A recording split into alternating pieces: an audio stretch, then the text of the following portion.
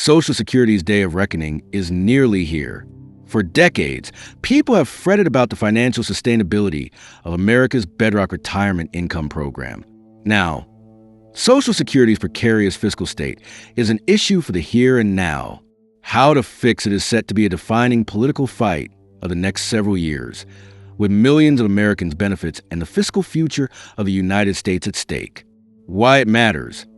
There's a tug-of-war between the benefits future retirees receive and the taxes that working-age people pay.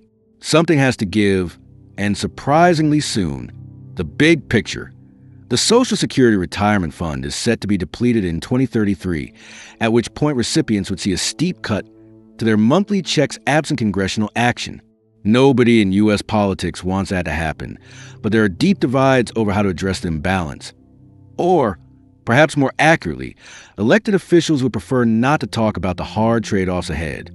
Fiscal watchdogs and the program's own trustees have warned of its unsustainability for decades, but what is different now is that it is no longer a far-off problem. Threat level. U.S. Senate candidates in next year's midterms could face the looming insolvency at the end of their terms, putting the issue on the ballot just 11 months from now. This is a tinderbox issue. Gopi Shah Goda, director of the Retirement Security Project at the Brookings Institution, tells Axios, "It's hard to deal with because it's a long-term problem, but that time is coming. It's going to be painful. There's no free lunch. Someone's going to lose out. By the numbers, if the Social Security Retirement Fund is depleted in 2033, the program will be able to pay only 77% of scheduled benefits, per the most recent trustees report. The average beneficiary receives $2,008 a month, which implies a drop to $1,546. That's a potentially devastating loss of income for those who depend on the program, and it happens automatically if Congress doesn't intervene. Zoom in. In some sense, the trust funds are an accounting fiction. They hold Treasury securities, so essentially, money the government owes itself. But legally speaking, it matters. The depletion of the trust funds forces some sort of action. The great political question is how exactly to solve this mismatch between the tax revenue that comes in and the benefits scheduled to go out. Zoom out. This predicament has its roots in massive, long-standing forces. The extra-large baby boom generation is now retired or will be soon. The youngest boomers are now 61, the oldest 79. Since then, Americans have not had babies at the same rate, so the ratio of working-age people to retirees is in precipitous decline.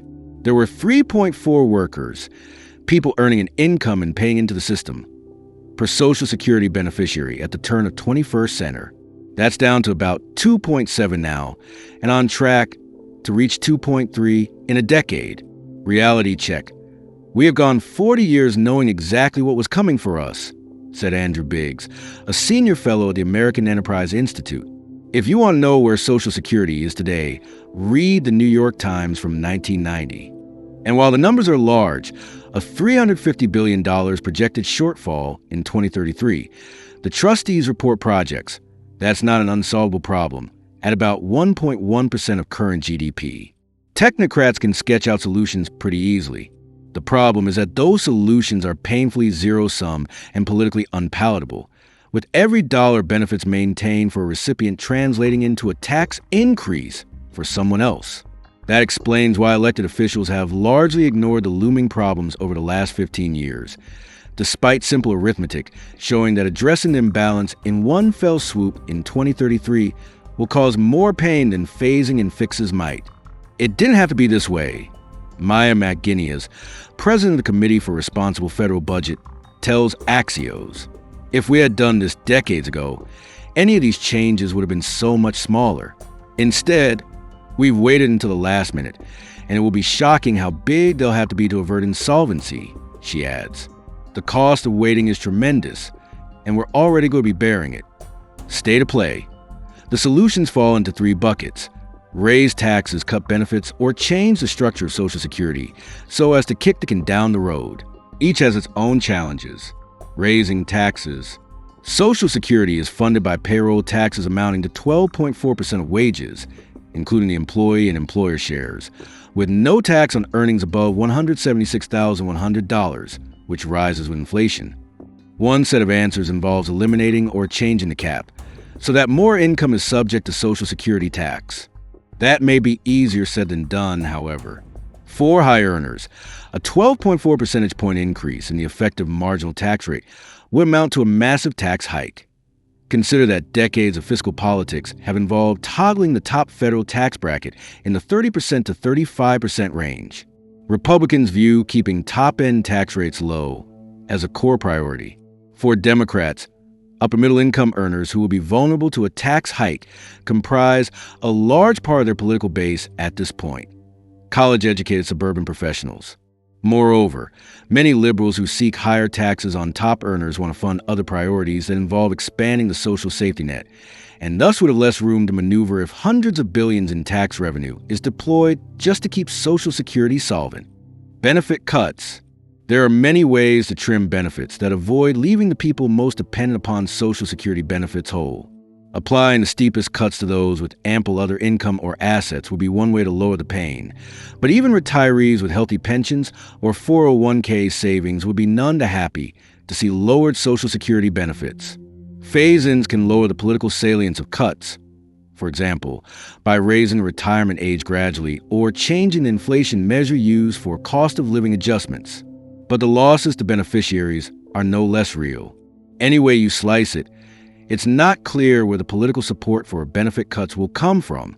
President Trump may no longer be in office in 2032, but a key to his political success was promising not to touch Social Security, and Democrats similarly seek to hold a line on benefits. Kicking the can. If Congress in 2032 cannot agree on a way to reset Social Security, it could simply fill the funding gap using general tax revenues. This solution would be fraught in its own ways. All forecasts point to very large deficits and debt in the early 2030s, which funneling hundreds of billions of dollars to Social Security would only widen. That would translate into higher interest rates and less cash available for other national priorities, whether they involve national defense, infrastructure, or the social safety net for non-retirees. It would also break a long tradition in which Social Security is relatively self-contained, separated from the rest of the government, and thus not part of the year-to-year political wins. The bottom line. The good news for current or soon-to-be retirees is that there is no political appetite for large-scale cuts, and in some form, Social Security will almost certainly be there for you. The bad news is that America faces a costly and potentially tempestuous reckoning over how to make that the case. Social Security's future is on the line, and the countdown has already started. Subscribe now to stay informed before the changes hit you.